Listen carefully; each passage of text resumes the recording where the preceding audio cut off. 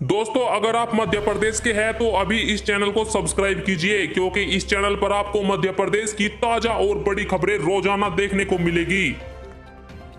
मध्य प्रदेश में गरीबों का मुफ्त होगा कोरोना वायरस का इलाज। जी हां, प्रदेश में बढ़ रही कोरोना संक्रमण के बीच सरकार ने महंगे इलाज से गरीबों को राहत दी है। मुख्यमंत्री शिवराज ने ऐलान किया कि मध्य प्रदेश में कोरोना संक्रमित गरीबों का इलाज मुफ्त में होगा। सीएम ने कहा कि प्रदेश को संकट के पार ले जाने के लिए सरकार पूरी तरीके से तैयार है। हर स्तर की रणनीति पर काम हो रहा है। अस्पतालों में पर्याप्त बेड की संख्या रखी गई है। जरूरत पड़ी तो प्राइवेट अस्पतालों में भी व्यवस्था बनाई जाएगी। उन्होंने ऐलान किया कि गरीबों के पास पैसा नहीं होता है इलाज करवाने का, इसलिए अगर किसी गरीब को कोरोना हो जाए तो उसका इलाज हम मुफ्त में करवाएंगे। मध्य प्रदेश में मिले 2142 नए कोरोना वायरस के मरीज, 10 की मौत। जी हां, मध्य प्रदेश में पिछले 24 घंटों के अंदर 2142 कोरोना मरीज मिले हैं। इस दौरान 10 मरीजों की मौत हुई। अब तक 3947 मरीजों की मध्य प्रदेश में मौत हो चुकी है। वहीं 1175 मरीज ठीक हुए। अब तक 2,69,465 मरीज स्वस्थ हो चुके हैं, जबकि 2,86,407 लोग वायरस से संक्रमित हो चुके हैं मध्य प्रदेश में। अभी आपको बता दें कि मध्य प्रदेश में 12,995 मरीज मौजूद है। और साथ ही आपको बता दें कि मध्य प्रदेश में कोरोना वायरस के मरीज लगातार बढ़ते जा रहे हैं। इसी को देखते हुए कई जिलों में लॉकडाउन की तरफ सरकार बढ़ रही है। मुख्यमंत्री शिवराज सिंह चौहान ने प्राइवेट अस्पतालों के लिए फीस की सीमा निर्धारित की। जी हां, मुख्यमंत्री ने प्राइवेट अस्पतालों के लिए अब फीस की लिमिट तय कर दी है। अब ये प्राइवेट अस्पताल मनमानी फीस वसूल नहीं कर पाएंगे। राज्य सरकार ने प्राइवेट अस्पतालों में कोरोना के इलाज के लिए फीस की सीमा तय कर दी है। स्थानीय प्रशासन को निर्देश दिए गए हैं कि निर्धारित फीस की सीमा से अधिक शुल्क नहीं वसूला जा सकेगा। मुख्यमंत्री ने कहा कि दवाइयों, सामान्य बेड, आईसीयू, आइसोलेशन बेड वगैरह सब तैयार है। आयुष्मान भारत योजना के तहत प्राइवेट अस्पतालों में गरीबों के निःशुल्क उपचार की व्यवस्था की जाएगी। शिवराज सिंह चौहान ने यह ऐलान किया है। मध्य प्रदेश में टल सकते हैं पंचायत चुनाव। जी हां, मध्य प्रदेश में अब नगरीय निकाय के बाद पंचायत चुनाव टलने के आसार हैं। राज्य सरकार ने केंद्र के निर्देशन पर प्रदेश से पुलिस की 50 कंपनियां तमिलनाडु और पश्चिमी बंगाल के लिए भेज दी। यह कंपनियां दोनों राज्यों में विधानसभा चुनाव पूरे होने के बाद 30 तारीख को वापस आएगी। नगरीय निकाय चुनाव पर हाईकोर्ट ने रोक लगा दी है, जिसको लेकर सरकार सुप्रीम कोर्ट में विशेष अनुमति याचिका दायर कर चुकी है।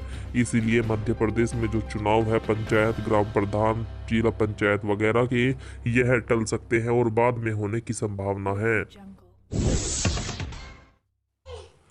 पतियों के हमले में घायल महिलाओं को सरकार देगी 4-4 लाख रुपए। जी हां, हाल ही में मध्य प्रदेश में पति द्वारा पत्नियों के हाथ पैर काटने की घटनाएं सामने आई। मुख्यमंत्री शिवराज ने पीड़िताओं को आर्थिक सहायता देने की घोषणा की है। उन्होंने कहा कि मध्य प्रदेश में अंग भंग के जघन्य अपराध से प्रभावित तीनों महिलाओं को 4-4 लाख रुपए की आर्थिक सहायता दी जाएगी।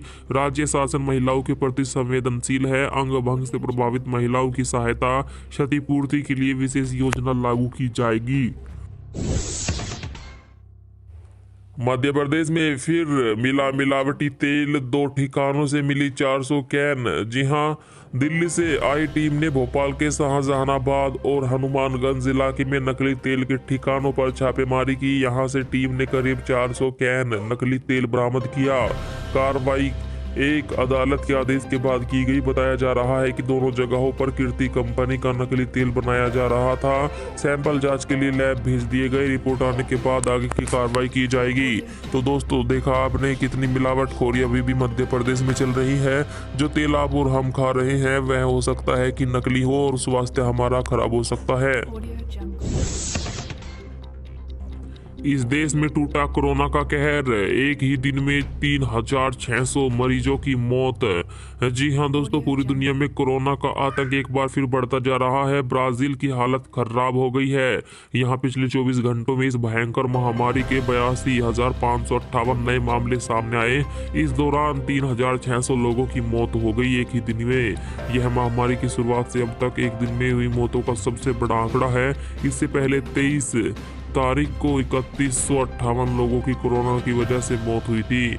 तो दोस्तों, भारत ही नहीं, मध्य प्रदेश ही नहीं, पूरी दुनिया में कोरोना वायरस का कहर फिर से बढ़ रहा है। टोटल लॉकडाउन की तरफ बढ़ रहा है भारत। 24 घंटे में मिले 62,258 नए कोरोना वायरस के मरीज। भारत में एक बार फिर कोरोना विस्फोट जैसी स्थिति पैदा हो गई है। बीते 24 घंटों में कोरोना के 62,258 नए केस मिले हैं और 291 लोगों की मौत हुई। वहीं 30,386 मरीज ठीक हुए। देश में कोरोना के कुल 1,19,08,910 मरीज मिल चुके हैं। इनमें ठीक होने वालों की संख्या 1,12,95,023 है। वहीं आपको बता दें, अभी भी भारत में 4,52,647 मरीज मौजूद हैं, जिनकी संख्या पिछले 15-20 दिनों में ही 2-3 हो गई है। ऐसे में देश फिर से लॉकडाउन की तरफ बढ़ रहा है, क्योंकि कोरोना वायरस कई हजार मरीज रोज मिल रहे हैं। प्रधानमंत्री नरेंद्र मोदी ने बांग्लादेश की प्रधानमंत्री शेख हसीना को सौंपी 109 एम्बुलेंस, 12 लाख कोरोना वैक्सीन। जी हां, पीएम मोदी ने आपको बता दें, नेबरहुड फर्स्ट नीति के तहत बांग्लादेश को 109 एम्बुलेंस और 12 लाख कोरोना वायरस की वैक्सीन की डोज सौंपी है। इस दौरान शेख हसीना ने बांग्लादेश की आज़ादी की 50वीं वर्षगांठ के अवसर पर जारी किया गया चांदी का एक सिक्का भी सौंपा। इससे पहले प्रधानमंत्री मोदी ओराकांडी के मतुआ समुदाय के मंदिर पहुंचे, जहां उन्होंने पूजा अर्चना की। शाम को ही प्रधानमंत्री मोदी भारत आ रहे हैं। मां शराब के नशे में रही धुत, मासूम भूख से मर गई।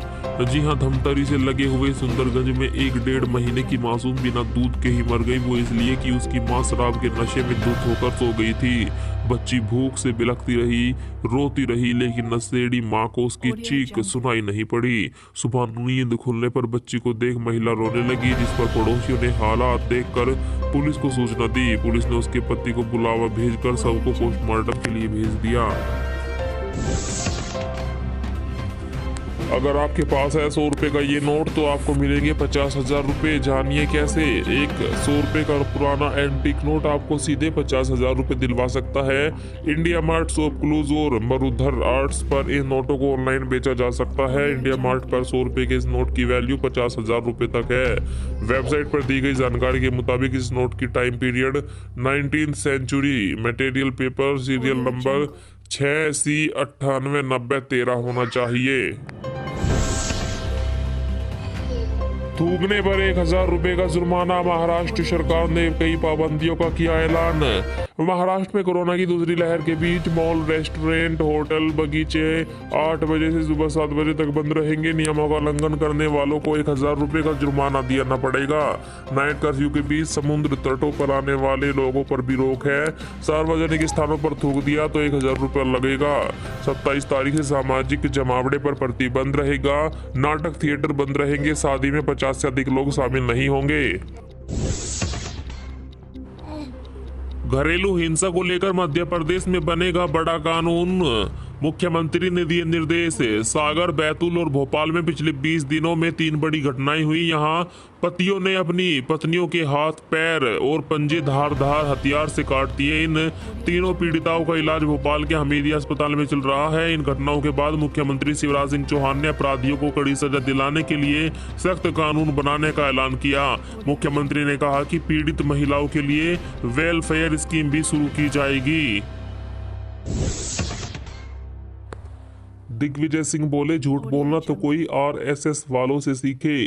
पूर्व मुख्यमंत्री दिग्विजय सिंह ने प्रधानमंत्री मोदी के बयान पर निशाना साधा। उन्होंने कहा कि पाकिस्तान के 2 टुकड़े करके बांग्लादेश को आज़ादी दिलाने की सारी योजना नागपुर में आरएसएस ऑफिस में तैयार की गई थी। मुझे आश्चर्य नहीं होगा यदि बांग्लादेश को आज़ादी दिलाने में आरएसएस का योगदान वाली किताब और फिल्म की स्क्रिप्ट भी तैयार की जा रही हो। झूठ बोलना तो कोई इन आरएसएस वालों से सीखे। 1 तारीख से 9वीं और 12वीं तक की कक्षाएं शुरू करने की मध्य प्रदेश में उठने लगी मांग। जी हां, मध्य प्रदेश में बीते 1 साल से बच्चों की पढ़ाई ऑनलाइन चल रही है। अब स्कूल संचालक 1 तारीख से स्कूल खोले जाने की मांग कर रहे हैं। उनका कहना है कि सोशल डिस्टेंसिंग से लेकर सैनिटाइजिंग सभी का पालन किया जाएगा। छोटे बच्चों की क्लास नहीं लगने से स्कूल में बड़े बड़े बच्चों की क्लास लगाने के लिए काफी स्टाफ है और जगह है। इसीलिए शासन को बच्चों के भविष्य को ध्यान में रखते हुए नियमित क्लास लगाने की अनुमति दी जाए। आप बताएं दोस्तों, क्या सच में 9वीं से 12वीं तक की कक्षा स्कूल में शुरू कर देनी चाहिए इस कोरोना के काल में?